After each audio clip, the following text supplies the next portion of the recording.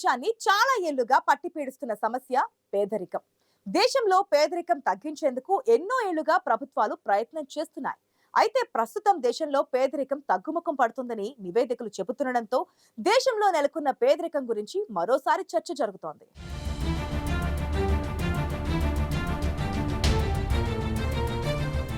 మన దేశంలో పేదరికం క్రమంగా తగ్గుతుందా?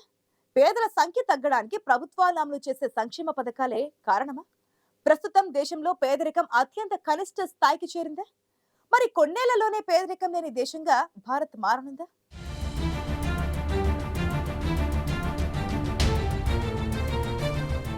ఎన్నో ఏళ్లుగా మన దేశాన్ని పట్టి పీడిస్తున్న సమస్య పేదరికం. దేశంలో పేదరికాన్ని తగ్గించడం కోసం చాలా ఏళ్లుగా ప్రయత్నాలు చేస్తూనే ఉన్నాయి ప్రభుత్వాలు. అంతేకాదు ఎన్నికల సమయంలో పేదరికం తగ్గిస్తామంటూ ప్రజలకు హామీలను సైతం ఇస్తున్నాయి. గతంలో పేదరిక నిర్మూలన నినాదంతో ప్రభుత్వాలు ఏర్పాటు చేశాయంటే అతిశయోక్తి లేదు. గత 75 ఏళ్లుగా దేశంలో పేదరికాన్ని రూపుమాపుతామంటూ నినాదాలు ఇస్తూ వివిధ రాజకీయ పార్టీలు అధికారంలోకి వస్తున్నాయి. 1971లో ఇందిరాగాంధీ పేదరిక నిర్మూలన నినాదంతో ప్రభుత్వాన్ని ఏర్పాటు చేశారు. ఇందిరాగాంధీ తర్వాత రాజీవ్ గాంధీ కూడా అదే నినాదంతో దేశానికి ప్రధాని అయ్యారు. ఆ తర్వాత 2014లో నరేంద్ర మోదీ కూడా దేశం నుంచి పేదరికాన్ని దూరం చేస్తామని ఎన్నో వాగ్దానాలు చేశారు. అయితే మన దేశంలో ప్రస్తుతం పేదరికం మునుపెన్నడూ లేనంత అత్యంత కనిష్ట స్థాయికి చేరుకుంది. ఇదంతా గత 10 ఏళ్లలోనే సాధ్యమైందని తాజా గణాంకాలు చెబుతున్నాయి.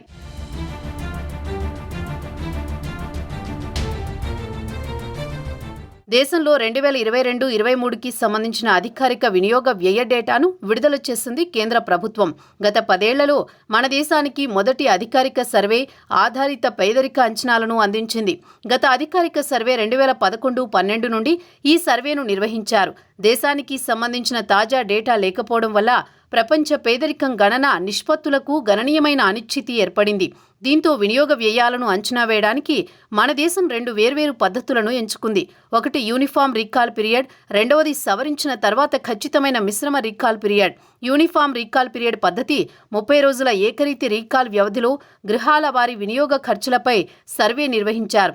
మిశ్రమ రీకాల్ పీరియడ్ గత 7 రోజులలో పాడైపోయే వస్తువులు, గృహ వినియోగదారుల ఖర్చులు, గత 365 రోజులలో మన్నికైన వస్తువులు, గత 30 రోజులలో అన్ని ఇతర వస్తువులపై ఖర్చులను లెక్క కట్టింది.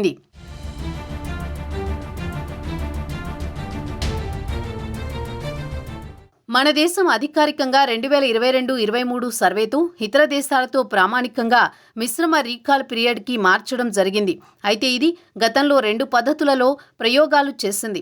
దీంతో దేశంలో గణనీయంగా పేదరికంలో తగ్గుదల నమోదైనట్లు సర్వేలు సూచిస్తున్నాయి.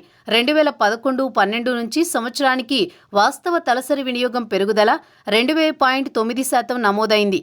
పట్టణ వృద్ధి 2.6% కంటే 3.1% వద్ద, గ్రామీణ వృద్ధి గణనీయంగా ఎక్కువగా ఉంది. అలాగే 2022-23లో దేశంలో పేదరికం రేటు దాదాపు 4.5% నుండి 5% వరకు ఉందని స్టేట్ బ్యాంక్ ఆఫ్ ఇండియా ఇటీవల అధ్యయనంలో కనుగొంది. తాజా గృహ వినియోగ సర్వేని ఉపయోగించి 2011-12 నుంచి గ్రామీణ, పట్టణ ప్రాంతాలలో పేదరికం తగ్గిందని అధ్యయనం చూపిస్తోంది. గ్రామీణ ప్రాంతాల్లో పేదరికం 2011-12లో 25.7% నుంచి 2022-23లో 7.2%కి తగ్గింది. అదే కాలంలో పట్టణ పేదరికం 13.7% నుంచి 4.6%కి తగ్గింది. ఇది గ్రామీణ, పట్టణ ప్రాంతాలలో పేదరికాన్ని తగ్గించడంలో ప్రధాన పురోగతిని సూచిస్తుంది.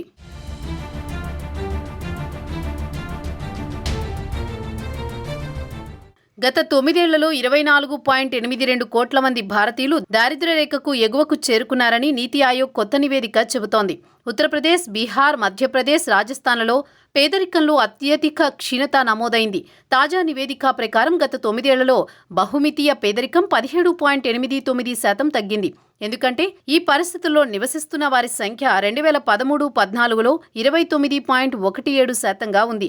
2022-23లో 11.28% మన దేశంలో ఈ పరిస్థితిలో ఉన్నారు. అంటే ఈ సంఖ్య దాదాపు 15.5 కోట్లు. చాలా మంది భారతీయులు తీవ్రమైన పేదరికానికి పేదరికానికి గురయ్యారు. సమాజంలోని బడుగు బలహీన వర్గాలను ఆదుకోవడం ద్వారా పేదరికాన్ని తగ్గించడంలో ప్రభుత్వ కార్యక్రమాలు దోహదపడుతున్నాయని తాజా నీతి ఆయోగ్ నివేదిక పేర్కొంది. ఇది 2018-19 నుండి గ్రామీణ పేదరికంలో పెద్ద క్షీణత కనిపించింది. కోవిడ్-19 తర్వాత పట్టణ పేదరికంలో స్వల్ప క్షీణతను ప్రస్తావిస్తుంది. పేదల కోసం ప్రభుత్వం ప్రవేశపెట్టిన సంక్షేమ పథకాలు గ్రామీణ ప్రాంతాల్లో పెనుమార్పు తీసుకువస్తున్నాయనే అభిప్రాయాలు వ్యక్తమవుతున్నాయి.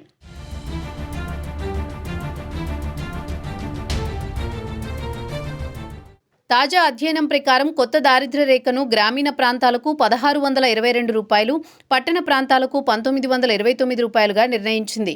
ఈ కొత్త పంక్తులు ద్రవ్యోల్బణం, ఇతర అంశాలను పరిగణలోకి తీసుకుంటాయి.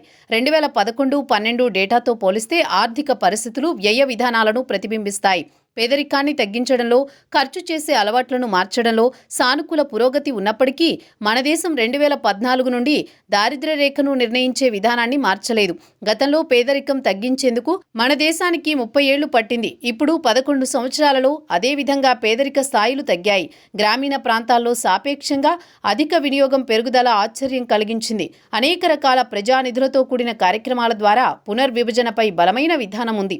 వీటిలో మరుగుదొడ్ల నిర్మాణం కోసం జాతీయ మిషన్, విద్యుత్, ఆధునిక వంట ఇంధనం, ఇటీవలి కాలంలో పైప్డ్ వాటర్కు సార్వత్రిక ప్రాప్యతను నిర్ధారించే ప్రయత్నాలు ఉన్నాయి.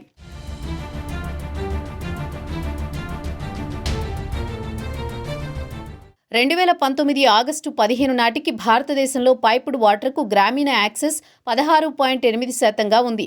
ప్రస్తుతం ఇది 74.7% సురక్షితమైన నీటిని పొందడం వల్ల తగ్గిన ఆరోగ్యం కుటుంబాలు ఆదాయాన్ని సంపాదించడంలో సహాయపడింది. అదేవిధంగా ఆకాంక్షాత్మక జిల్లా కార్యక్రమం కింద దేశంలో 112 జిల్లాలు అత్యల్ప అభివృద్ధి సూచికలను కలిగి ఉన్నట్లు గుర్తించారు. ఈ జిల్లాలు అభివృద్ధిలో వాటి పనితీరును మెరుగుపరచడంపై స్పష్టమైన దృష్టితో ప్రభుత్వ విధానాల ద్వారా లక్ష్యంగా పెట్టుకున్నాయి. మొత్తం మీద దేశంలోని గ్రామీణ, పట్టణ ప్రాంతాల్లో పేదరికాన్ని తగ్గించడంలో ప్రధాన పురోగతిని చూపుతోంది.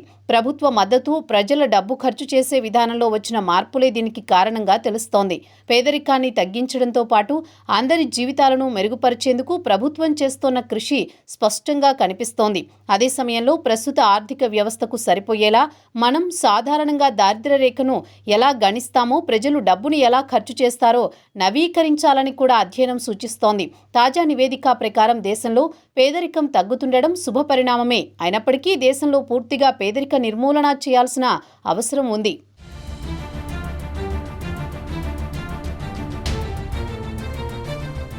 దేశంలో చాలా ఏళ్లుగా అతిపెద్ద సమస్యగా ఉన్న పేదరికాన్ని నిర్మూలించేందుకు ఎన్నో ఏళ్లుగా ప్రభుత్వాలు చేస్తున్న ప్రయత్నాలు ఫలిస్తున్నాయి. తాజా నివేదిక ప్రకారం దేశంలో అత్యంత కనిష్ట స్థాయిలో పేదరికం నమోదవడమే అందుకు నిదర్శనం.